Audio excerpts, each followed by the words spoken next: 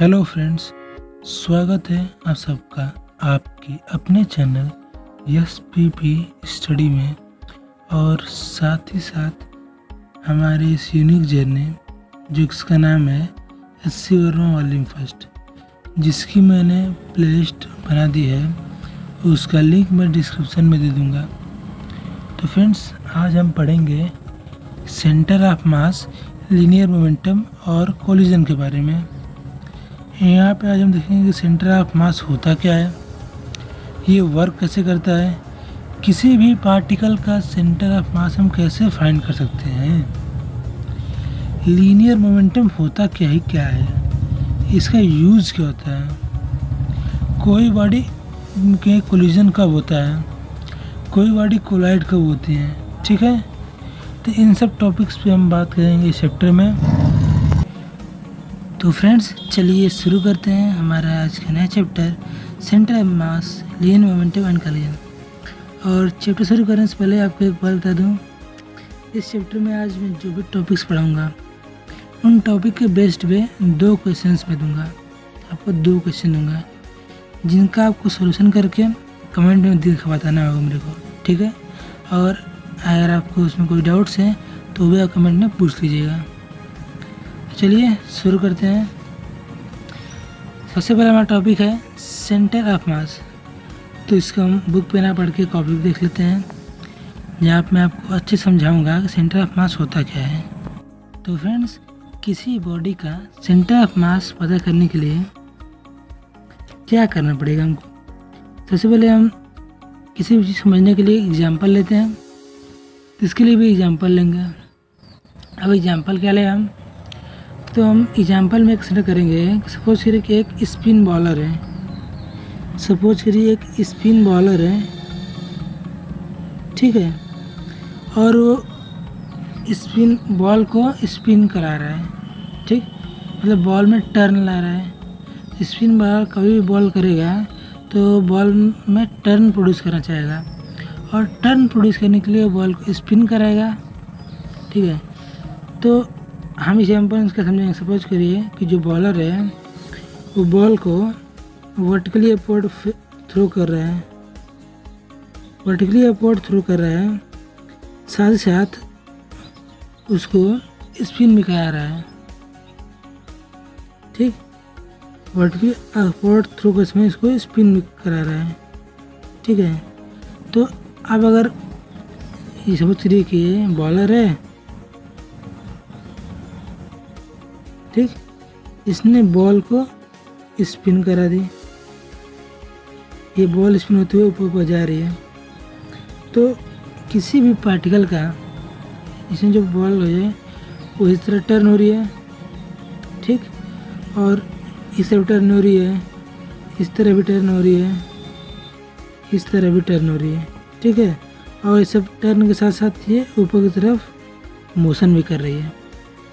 तो किसी पार्टिकल का अगर हमको डायरेक्शन पता करना हो, किसी पार्टिकल का हम डायरेक्शन पता करना चाहें तो हमारे लिए बहुत कॉम्प्लिकेटेड हो जाएगा उसका एक पर्टिकुलर डायरेक्शन बताना है, क्योंकि जो उसका डायरेक्शन है वो नॉन यूनिफॉर्म फॉर्म में हर सेकंड चेंज हो रहा है। ठीक है, कभी या तो इस तरह मोशन करेगा, इस तरह रोटेट कर रहा है, इस तरह कर रहा है, और वर्टिकली ऊपर उड़ जा रहा है। लेकिन एक पॉइंट है जिसका डायरेक्शन हम आसानी से बता सकते हैं, वो है सेंटर ऑफ बॉल का सेंटर। जो बॉल सेंटर है उसमें डायरेक्शन में कोई चेंज नहीं होगा, वो सीधे वर्टिकली स्ट्रेट लाइन में मोशन करेगा। जो सेंटर ऑफ बॉल है वो वर्टिकल स्ट्रेट लाइन में मोशन करेगा। इट मीन्स कि उसका जो डायरेक्शन है वो चेंज नहीं होगा। अब अगर ये बॉलर, अगर ये सेम बॉलर स्पिनर बॉल को पैराबोलिक फॉर्म में थ्रो कर रहा है,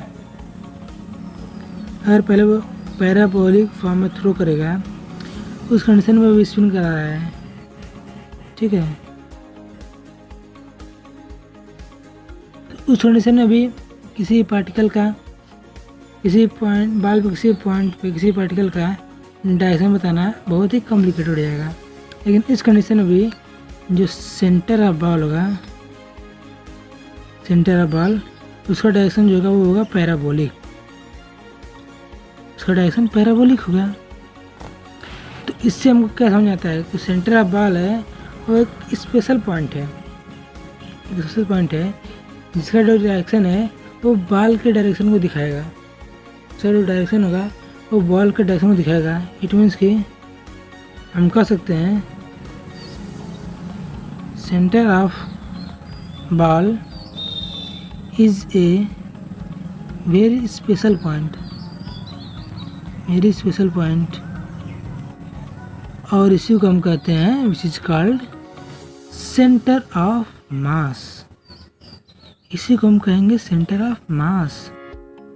तो बच्चों हमने यहाँ पे देख लिया सेंटर ऑफ मास क्या होता है, किसी पार्टिकल का वो स्पेशल पॉइंट जो कि उसका पूरे बॉल का डायरेक्शन शो करे, जो कि बॉल को कितना भी आप स्पिन कराएं उसका डायरेक्शन एक पर्टिकुलर कांस्टेंट डायरेक्शन में रहे, मतलब डायरेक्शन का चेंज ना हो, ठीक है, उसी को हम कहते हैं सेंटर ऑफ मास।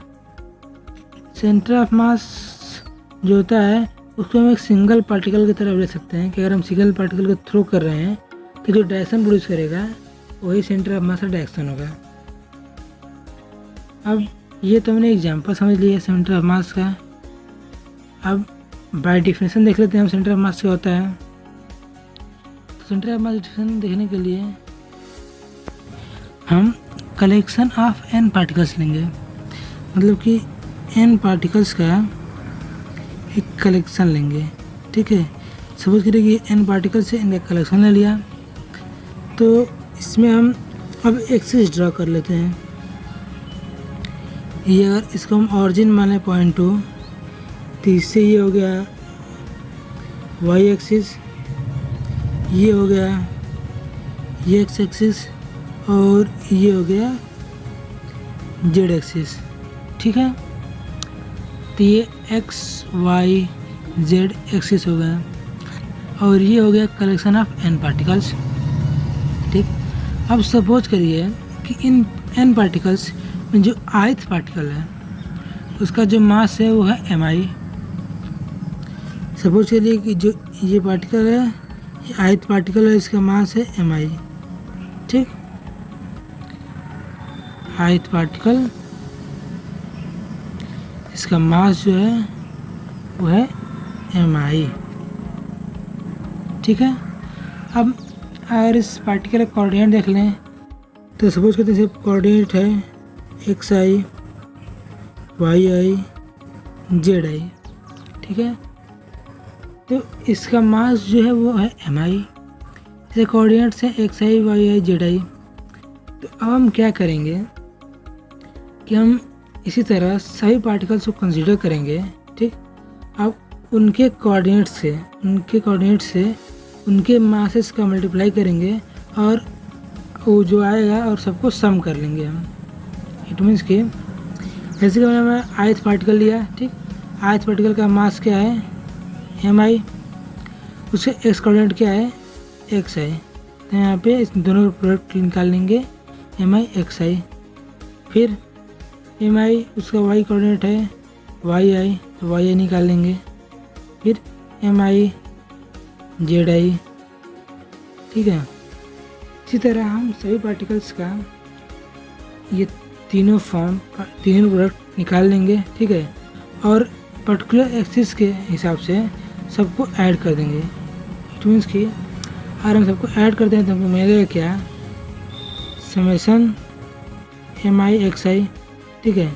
सभी पार्टिकल्स के मासेस उनके एक्स कोऑर्डिनेट के सभी पार्टिकल्स के मास और इनके एक्स कोऑर्डिनेट्स का प्रोडक्ट, ठीक है, उन दोनों प्रोडक्ट्स और फिर सबका जो सम है उसको हम लिखेंगे समेशन mi xi। उसी तरह y कोऑर्डिनेट को हो जाएगा summation mi yi। z coordinate के लिए हो जाएगा समेशन mi zi, ठीक है।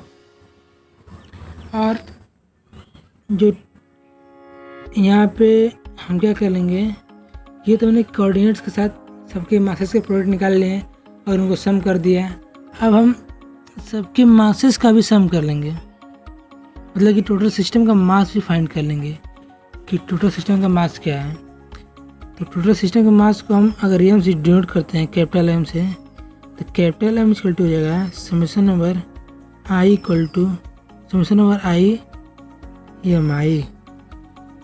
ठीक है, तो ये हमने क्या कर लिया है कि सभी कोऑर्डिनेट्स, सभी पार्टिकल्स के मासेस उनके कोऑर्डिनेट्स के साथ प्लॉट कर लिया और फिर सबका सम कर लिया। ठीक है, और यहाँ पे मैंने total mass of system find कर लिया।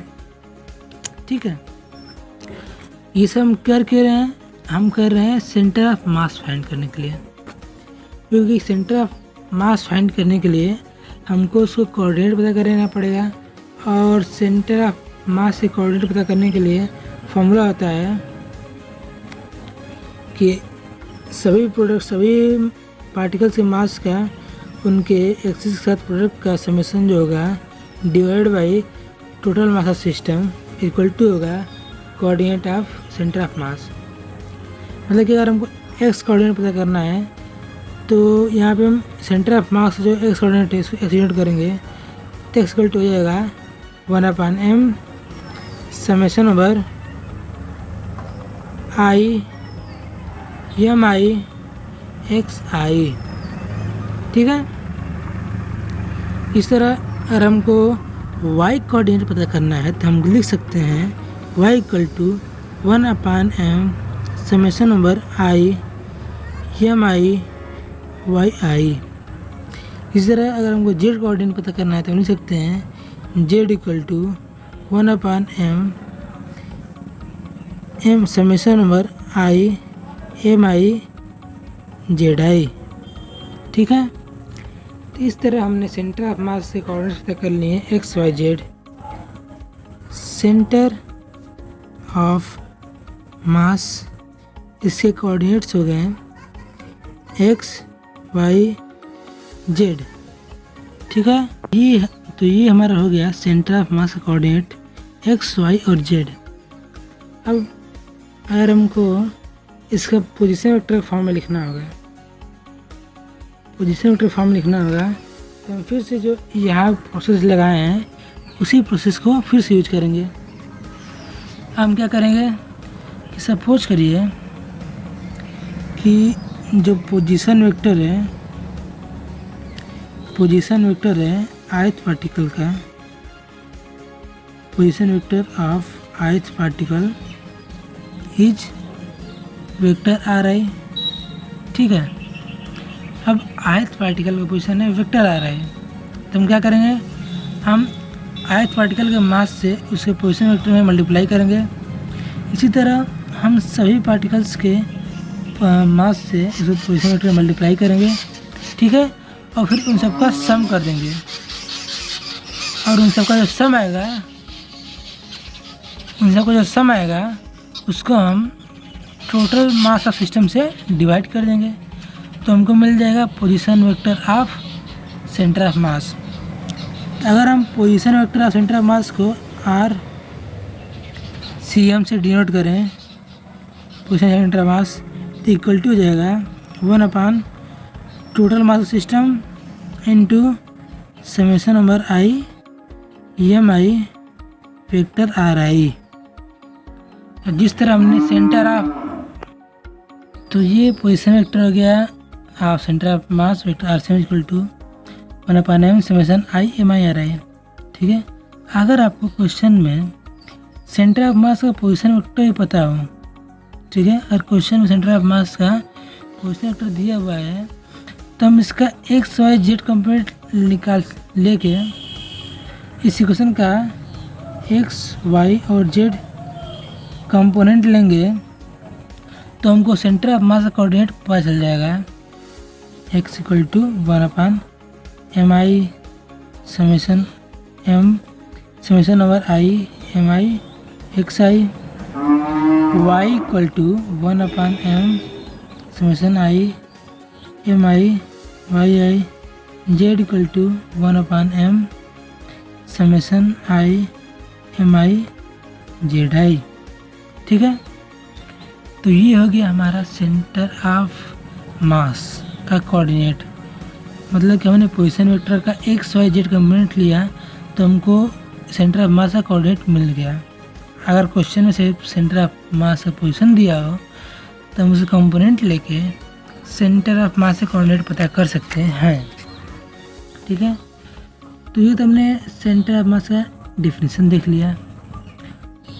तो यहाँ हमने ग्रुप्स ऑफ पार्टिकल्स दिखाए, एन पार्टिकल्स कंसीडर किया। ठीक, अब हम देख लेंगे कि अगर सिर्फ दो पार्टिकल्स हैं, तो उस कंडीशन में सेंटर ऑफ मास कहाँ होगा, कैसे होगा, उसको हम कैसे फाइंड करेंगे, अब हम वो देख लेते हैं। Centre of mass of two particles. ठीक है, तो सपोज करिए कि दो पार्टिकल्स हैं, एक पार्टिकल ये है O और दूसरा पार्टिकल है P। ठीक है, इन दोनों के बीच जो डिस्टेंस है वो है D। ये इन दोनों के बीच डिस्टेंस हो गया और लाइन OP जो है इन दोनों पार्टिकल्स को ज्वाइन कर रही है। अब अगर जो पॉइंट O पे जो मास है, जो पार्टिकल है उसका मास अगर m1 है और पॉइंट P पे जो मास है उस पार्टिकल है उसका मास m2 है। ठीक है, तो अगर हम m1 पे ऑरिजिन लेते हैं और OP को एलॉन्ग एक्स एक्सिस सपोज करते हैं, मान लेते हैं कि जो m2 है वो एलॉन्ग एक्स एक्सिस है। ठीक है, तो m1 का कोऑर्डिनेट क्या हो जाएगा, कोऑर्डिनेट ऑफ m1 हो जाएगा 0, 0, 0, क्योंकि ये ऑरिजिन पे है। ठीक है, और कोऑर्डिनेट ऑफ m2 क्या हो जाएगा, d, ऑरिजिन से डिस्टेंस पे है, इसे x कोऑर्डिनेट हो जाएगा d, y coordinate 0, z coordinate 0, क्योंकि ये x एक्सिस पे है। तो अगर अब हम फिर से जो कि हमने पहले किया था, हम summation over i EMI xi निकाल लेंगे। तो m1, ठीक, इसका x कोऑर्डिनेट 0 है तो m1 इंटू 0 प्लस m2, इसका x कोऑर्डिनेट d है तो m2d, तुमको मिल गया m2d। अब अगर हम summation number i MI yi निकालें तो दोनों का y कोऑर्डिनेट 0 है तो जो समेशन आएगा वो भी आएगा 0। समेशन i MI zi निकालें तो दोनों का जो z कोऑर्डिनेट है वो 0 है, तो summation over i MI zi भी आ जाएगा 0। टोटल मास ऑफ सिस्टम,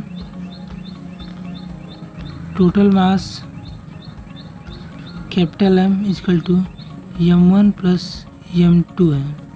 ठीक है, तो अगर हम कोऑर्डिनेट्स की बात करें तो हमारा कोऑर्डिनेट आ गया, x कोऑर्डिनेट आ गया m2d upon m1 plus m2, y coordinate आ गया 0 और z कोऑर्डिनेट हो गया 0।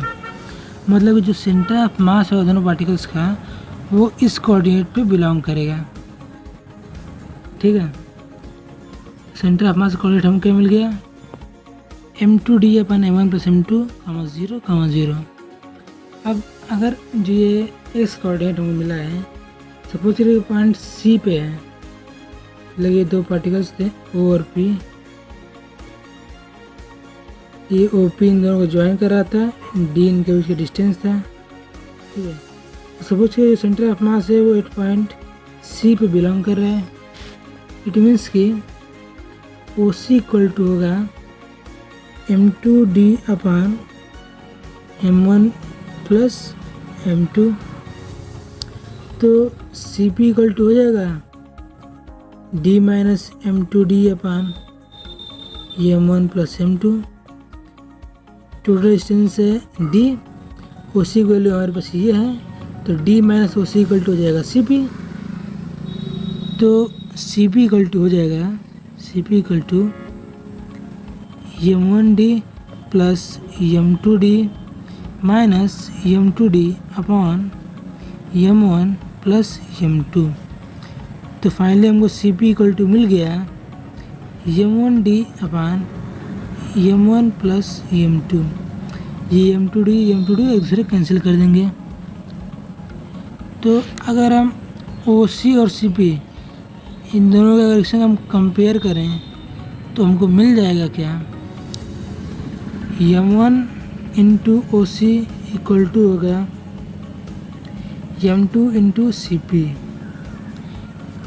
तो इससे हमको मिलता क्या है, इससे हम देख सकते हैं कि जो सेंटर ऑफ मास है, इन दोनों पार्टिकल्स की जो लाइन ज्वाइन कर रही है उसको सेंटर ऑफ मास एक इन्वर्स रेशियो में डिवाइड कर रहा है इन्वर्स रेशियो में उनके मासेस के द्वारा। ठीक,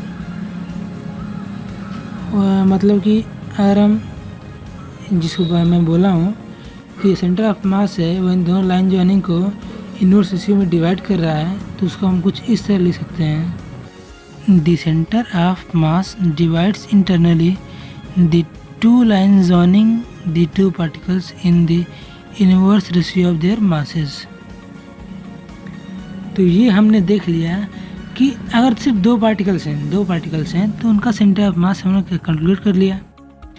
सेंटर ऑफ मास हमको मिल गया था, centre mass coordinate m2d m1/m1 plus m2 0,0। तो ये हमने देख लिया कि हम किसी भी और दो पार्टिकल्स हैं तो उनका सेंटर ऑफ मास कैसे फाइंड करेंगे।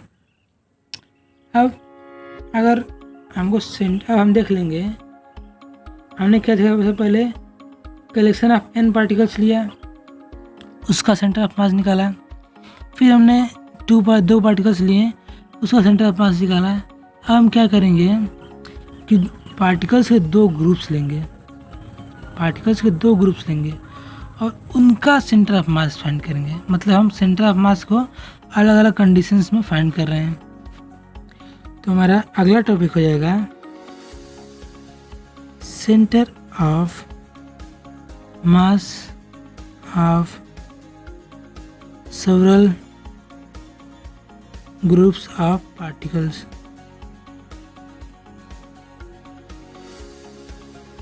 ठीक है, सपोज करिए कि ये कलेक्शन ऑफ n1 पार्टिकल्स हैं, n1 पार्टिकल्स कलेक्शन है और ये जो है वो collection of n2 particles collection है। मतलब ये n1 ग्रुप है, ये n2 ग्रुप है। अगर इस n1 ग्रुप का centre of mass set C1 पे है और n2 ग्रुप का सेंटर ऑफ मास जो है वो है C2 पे है। इसका जो टोटल मास है वो है m1 और इसका टोटल मास है वो है m2। तो अब हमें सेंटर ऑफ इन दोनों का कंबाइंड सेंटर ऑफ मास पता करना है। ठीक है, तो हम सबसे पहले जो हमारा फार्मूला है उस फार्मूला का यूज़ करेंगे हम। तो उस फार्मूला के बेसिस पे अगर हम सॉल्व करें तो हम X coordinate centre of mass का एक्स कोऑर्डिनेट इक्वल टू हो जाएगा x equal to summation over i equal to 1 to n1 plus n2 mi xi whole upon m1 plus m2। तो इसको हम तोड़ सकते हैं, अलग अलग लिख सकते हैं। इसको अलग अलग हम क्या लिखेंगे, summation over i equal to 1 to n1 mi xi plus summation over i equal to n1 plus 1 to n1 plus n2 mi xi whole upon m1 plus m2। तो ये हमको मिल गया सेंटर ऑफ मास का X coordinate. लेकिन अगर आप देखें तो ये बहुत ही कॉम्प्लिकेटेड है, इस तरह सॉल्व करना बहुत डिफ़िकल्ट हो जाएगा। इसके लिए हमको बहुत सारी वैल्यूज़ चाहिए होंगे। अब अगर हम जो n1 ग्रुप पार्टिकल्स था, ठीक है, उसका सेंटर ऑफ मास था C1 और n2 ग्रुप ऑफ पार्टिकल्स का सेंटर ऑफ मास था C2। ठीक है, अगर C1 का जो एक्स कोऑर्डिनेट है x1 है और C2 का x कोऑर्डिनेट जो है वो x2 है, ठीक है। C1 का x कोऑर्डिनेट क्या है, x1, C2 का x कोऑर्डिनेट क्या है, x2, ठीक है। तो अब अगर हम इन दोनों का यूज़ करें इस इक्वेशन में तो हम कैसे कर सकते हैं, हम summation over mi xi equal to लिख सकते हैं m1 x1, ठीक है।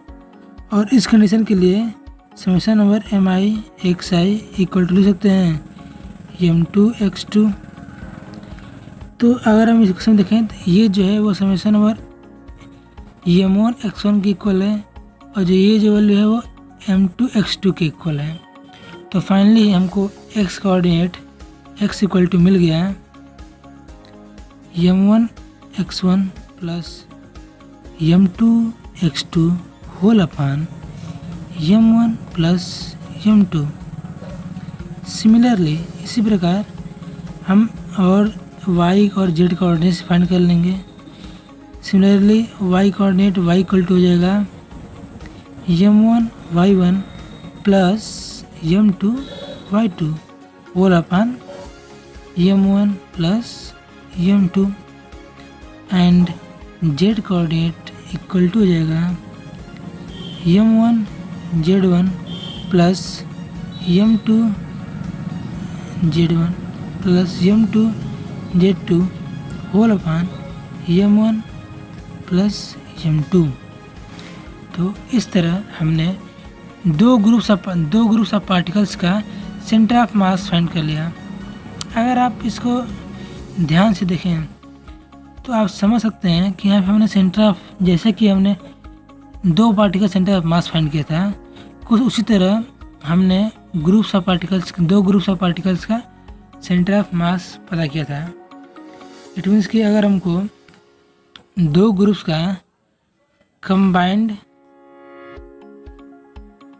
सेंटर ऑफ मास अगर फाइंड करना हो तो उनको हम पॉइंट पार्टिकल्स मान के, ठीक, मतलब point particle first plus point particle second, ठीक है, इन कोऑर्डिनेट्स और टोटल मास,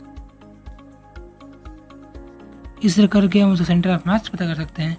मतलब कि हमने यहाँ क्या किया, जो ये दोनों ग्रुप्स थे इनको एक पॉइंट पार्टिकल मान लिया, इनको एक पॉइंट पार्टिकल की तरह ट्रीट किया। मतलब कि हमने ट्रीट किया कि दो पॉइंट पार्टिकल्स हैं और उनके बेसिस पे हमने इन दोनों सिस्टम का सेंटर ऑफ मास फाइंड कर लिया।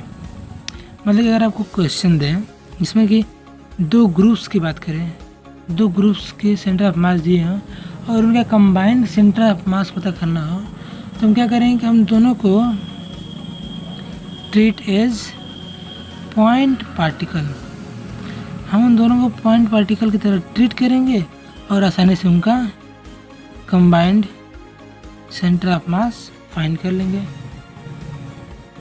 तो ये हो गया हमारा centre of mass of several groups of particles का सेंटर ऑफ मास।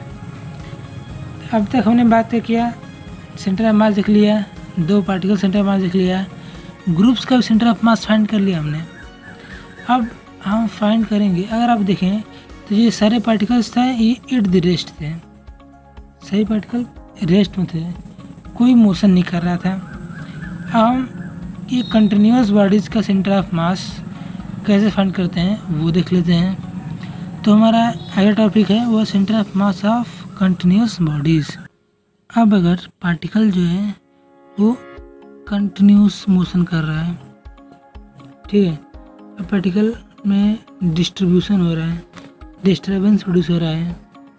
जब पार्टिकल में डिस्टर्बेंस प्रोड्यूस होगा, पार्टिकल कंटिन्यूसली मूव करेगा, तो उस कंडीशन में जो हमारा सेंटर ऑफ मास का कोऑर्डिनेट्स निकालने फॉर्मूला था वहाँ पे हम समेशन को रिप्लेस कर देंगे इंटीग्रेशन से, इंटीग्रल से रिप्लेस कर देंगे, ठीक है। समेशन जो है वो इंटीग्रल से रिप्लेस हो जाएगा। यहाँ पे हम ith पार्टिकल की जगह स्मॉल एलिमेंट कंसिडर करेंगे। एक स्मॉल एलिमेंट कंसिडर करेंगे जिसका जो मास होगा वो होगा dm। ठीक है, मतलब कि उस स्मॉल एलिमेंट का अगर कोऑर्डिनेट्स x y z होंगे तो उनका जो मास होगा वो होगा dm। तो हमारा जो फॉर्मूला, जो कोऑर्डिनेट्स ऑफ सेंटर ऑफ मास जो फॉर्मूला था उसमें थोड़ा चेंज हो जाएगा और इस तरह हो जाएगा x equal to 1/m summation over x dm, y equal to 1/M summation over y dm, z equal to 1/m summation over z dm। X coordinate और उनके स्मॉल एलिमेंट का जो स्मॉल मास है dm। ठीक है, तो अब हम continuous bodies centre of continuous body का सेंटर ऑफ मास फाइंड करें। जो फार्मूला हमारे पास, जो न्यू फार्मूला है उसको हमने देख लिया। अब मैं आपको 3 ऐसे टॉपिक्स बताऊंगा, मतलब 3 ऐसे टॉपिक्स का सेंटर, 3 टॉपिक्स का जो कि कंटिन्यूस बॉडीज हैं उसका सेंटर ऑफ मास फाइंड करके दिखाऊंगा। ठीक है, तो जो हमारा सबसे बड़ा टॉपिक है, फर्स्ट टॉपिक है, हम इसमें एक स्ट्रेट रॉड के सेंटर ऑफ मास फाइंड करेंगे। ठीक है, जो कि कंटिन्यूसली मोशन कर रहा है। Centre of mass of a uniform straight road. ठीक है, एक स्ट्रेट रोड का centre of rod, straight rod, एक स्ट्रेट रॉड का सेंटर ऑफ मास हम पता करेंगे। अब हम इन स्ट्रेट रॉड एक कंसिडर करेंगे। सपोज करिए कि हम एक स्ट्रेट रॉड का कंसिडर कर रहे हैं। ये एक स्ट्रेट रॉड है जिसका जो लेंथ है वो है L और इसका जो मास है वो है कैपिटल M। तो सबसे इसका लेंथ L है, मास M है। ठीक है, ये x एक्सिस पे है, ये x एक्सिस। ठीक है, तो सबसे पहले हम क्या करेंगे कि हम एक स्मॉल एलिमेंट dx कंसीडर करेंगे within position x 2x plus dx। x 2x पर dx जो स्मॉल एलिमेंट है dx, हमने एक स्मॉल एलिमेंट कंसीडर किया dx। ठीक है, अगर हम x की वैल्यू की बात करें, x वैल्यू, तो अगर x इक्वल टू 0 है, ठीक है, अगर x इक्वल टू 0 है मतलब कि हम लेफ्ट हैंड की बात कर रहे हैं। अगर x इक्वल टू 0 हुआ मतलब कि हम लेफ्ट हैंड की बात कर रहे हैं। अगर x इक्वल टू L हुआ मतलब कि हम राइट हैंड की बात कर रहे हैं। ठीक है, इट मीन्स कि जो x है वो वेरी कर रहा है, varies from 0 to L। x जो है वो 0 टू L तक, 0 से लेकर L तक वेरी कर रहा है। ठीक है, अब जो ये रॉड है ये एक यूनिफॉर्म रॉड है, तो यूनिफॉर्म रॉड का मास पर यूनिट लेंथ हम फाइंड कर सकते हैं। तो mass per unit length equal to हो जाएगा m/L, मतलब कि पर यूनिट लेंथ पे उस रॉड का मास क्या है इक्वल टू हो जाएगा m/L। ठीक है, हमने मास पर यूनिट लेंथ क्यों निकाला? क्योंकि हमको जो हमने ये स्मॉल एलिमेंट dx कंसीडर किया उसका हमको मास फाइंड करना है। तो हमको स्मॉल मास ऑफ एलिमेंट मिल गया है। Mass of element dm equal to हो जाएगा m/L dx, मतलब mass per unit length multiplied by element equal to mass of element. ठीक है, तो ये हमको dm मिल गया m/L dx। तुम्हारे पास सेंटर ऑफ मास निकालने का जो फॉर्मूला था वो क्या था, एक्स कोऑर्डिनेट के लिए था x equal to 1/M summation over x d m. ठीक है, डी एम की वैल्यू आ गई M/L dx। तो हम इसको जो एक्स की वैल्यू है 0 से लेकर L तक वेरी कर रही है। ठीक है, तो हम अब इस इक्वेशन में डी एम और एक्स की वैल्यू पुट कर देते हैं। तो हमको X coordinate X equal to मिल जाएगा 1/M summation number 0 to L x M/L dx। तो M/L जो है वो कांस्टेंट है, तो ये बाहर आ जाएगा। तो हमको X coordinate X equal to मिल जाएगा 1/M into M/L integration from 0 to L x dx। तो यहाँ पे ये m से m कैंसिल हो जाएगा, तो हमको मिल जाएगा 1/L और इंटीग्रेशन ऑफ x dx जो हो जाएगा x² 2 और इसका लिमिट हो गया 0 to L। तब हमारा फॉर्मूला क्या होता है, upper limit minus lower limit. तो हमको finally X coordinate equal to मिल गया x equal to 1/L L² 2 equal to L/2। X coordinate equal to हो गया L/2, Y coordinate equal to है 1/M integration of Y D M equal to 0, क्योंकि जो rod है वो axis से बिलोंग कर रहा है। ठीक, because rod belong to x axis. ठीक है, similarly y coordinate 1/M integration z d M equal to भी 0 हो जाएगा।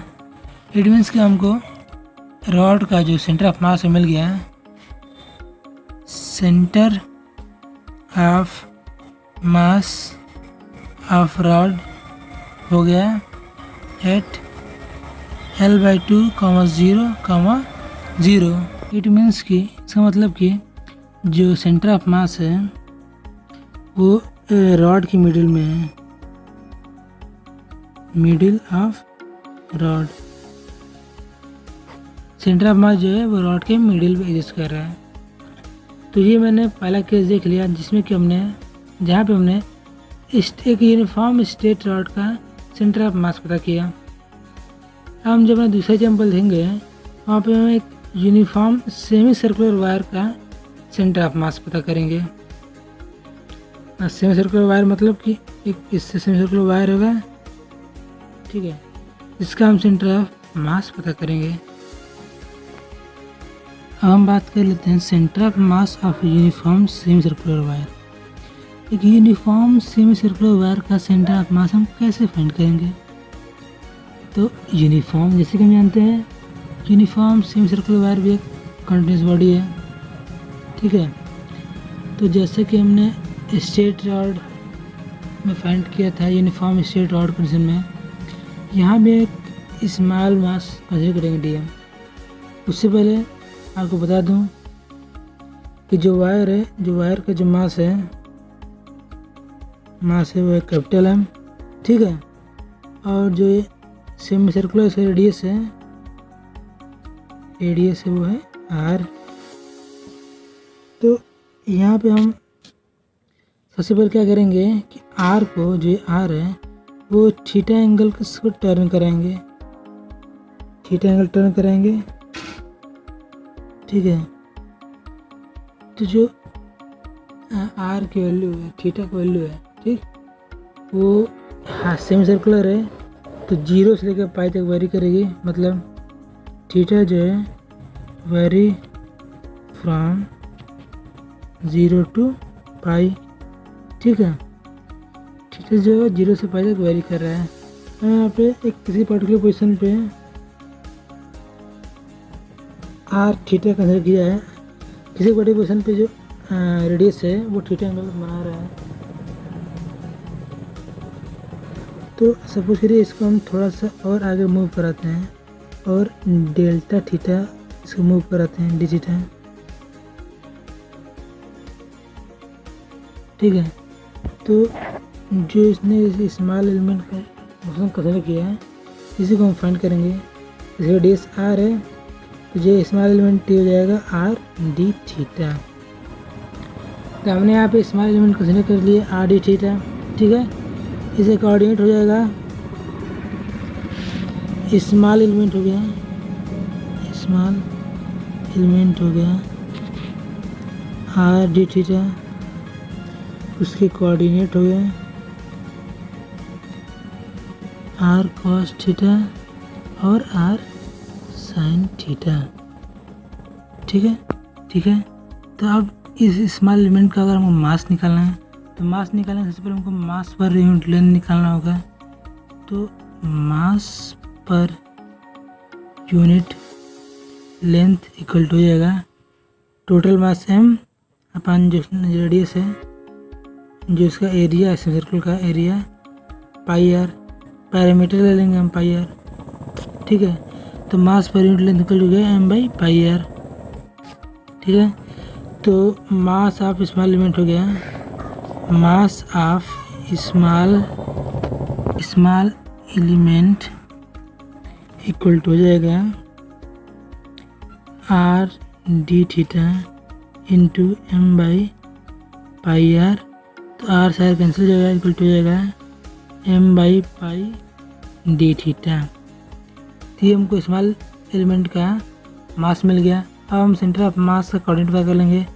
तो एक्स कोऑर्डिनेट इक्वल टू हो जाएगा 1/, टोटल मास m इंटीग्रेशन होगा। एक्स कोऑर्डिनेट क्या था आर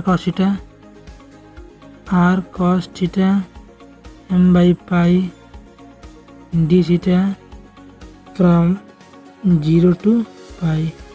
तो आर कॉस थीटा इंटीग्रेशन होता है माइनस साइन थीटा और साइन पाई की वैल्यू होती है 0, साइन पाई की वैल्यू होती है 0, ठीक है। तो एक्स कोऑर्डिनेट की वैल्यू जाएगी 0, ठीक है। अब हम वाई कोऑर्डिनेट देख लेते हैं। Y coordinate y equal to है 1/m, इसका वाई एक्सिस था R sine theta m by pi D theta from 0 to pi. इसको हम इंटीग्रेट करेंगे तो हमको फाइनली वाई कोऑर्डिनेट मिल जाएगा 2r बाई पाई। इस तरह से हमको सेंटर ऑफ मास का कोऑर्डिनेट्स मिल गया। Centre of mass is at 0, 2r by pi. तो फ्रेंड्स इस वीडियो में बस इतना ही। अगली वीडियो में मैं आपको बताऊंगा जो हमारा थर्ड कंटिन्यूस बॉडीज का सेंटर ऑफ मास फाइंड करने के लिए, ठीक है। तो थर्ड बॉडी होगा वो होगा यूनिफॉर्म सेमी सर्कुलर प्लेट का। तो इस वीडियो में बस इतना ही। लेकिन जाने से पहले जैसे कि मैंने आपको पहले ही बता चुका हूँ कि मैं आपको जो टॉपिक पढ़ाया है उससे रिलेटेड 2 क्वेश्चन दूंगा जिसको कि आपको सॉल्व करके आने हैं। तो चलिए आपको क्वेश्चन देख लेते हैं। क्वेश्चन क्या है आपके लिए। तो फ्रेंड्स ये 2 क्वेश्चंस हैं जिनको आप समझ लिए। ये क्वेश्चंस मैंने खुद से नहीं बनाए हैं, इससे और मैं से दिए हैं। लेकिन हाँ आपको चीटिंग नहीं करनी है, आपको ये क्वेश्चन दोनों खुद से सॉल्व करने हैं। इसे मैं हिंट्स देता हूँ। जो ये फर्स्ट क्वेश्चन है इसका जो हमने पढ़ा है अभी सेंटर ऑफ मास निकालने का जो फॉर्मूला पढ़ा है, ठीक है, उससे हम सेंटर ऑफ मास निकाल लेंगे। और जो सेकंड क्वेश्चन है ये जो centre of mass of 2 particles का जो सेंटर ऑफ मास फाइंड किए थे उसमें जो हमने दिखाया था कि सेंटर ऑफ मास कैसे किसी जो दोनों लाइन ज्वाइन कर रहे हैं वो इसको इंटरनली डिवाइड करेगा, उस बेसिस पे है। तो फ्रेंड्स उम्मीद करता हूँ कि आपको वीडियो पसंद आई हो तो लाइक करिएगा, हमारे चैनल को सब्सक्राइब करिएगा, अपने फ्रेंड्स के साथ शेयर करिएगा। तो मिलते हैं नेक्स्ट वीडियो में जहाँ पे मैं आपको सोल्यूशन बताऊँगा और आगे के जो टॉपिक है उसको पढ़ाऊँगा। तब तक के लिए बाय बाय।